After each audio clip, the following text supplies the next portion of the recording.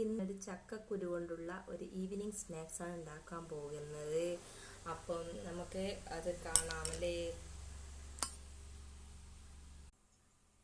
അപ്പോൾ കൂട്ടരെ, ഇന്ന് ഞാൻ ഉണ്ടാക്കാൻ പോകുന്നത് ഇതാണ് ചക്കക്കുരു വേവിച്ചത്.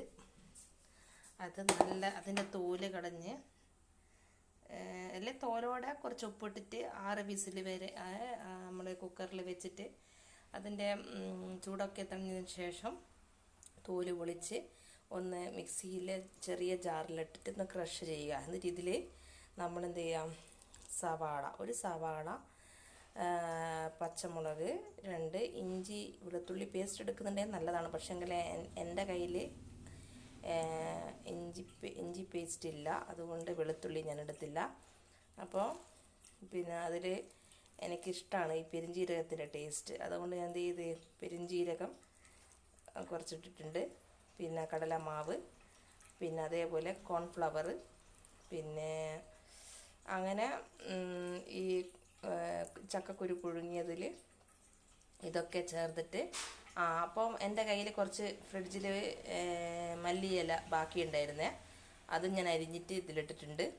പിന്നെ അങ്ങനെ നല്ലവണ്ണം എന്താ ചെയ്യുക, നമ്മളെ കൈ കൊണ്ട് നല്ലവണ്ണം മിക്സാക്കിയിട്ട് നമുക്ക് ഏത് ഷേപ്പിലാണോ നിങ്ങൾക്ക് വേണ്ടത് അങ്ങനെ ഇത് നുള്ളിയിട്ട് അങ്ങ് എണ്ണയിൽ ചൂടുള്ള എണ്ണയിൽ വറുത്തങ്ങ് കോരിയാൽ നല്ല ക്രിപ്സി ആയിട്ടുള്ള മൊരിഞ്ഞ ഒരു ചക്കക്കുരു സ്നാക്സ് വട നിങ്ങൾക്ക് ഉണ്ടാക്കാവുന്നതാണ്. അപ്പോൾ നമുക്ക് നോക്കാം അല്ലേ. അപ്പോൾ ഞാനിപ്പോൾ ഇങ്ങനെയാണ് ഇടുന്നത്, നുള്ളിയിട്ടിട്ട്.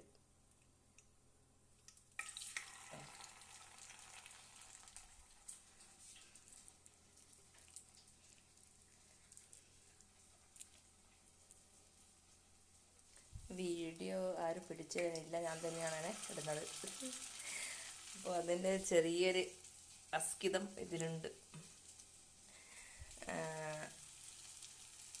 ഇങ്ങനെ ഓരോന്ന് നുള്ളിയിട്ട് കൊടുക്കുക.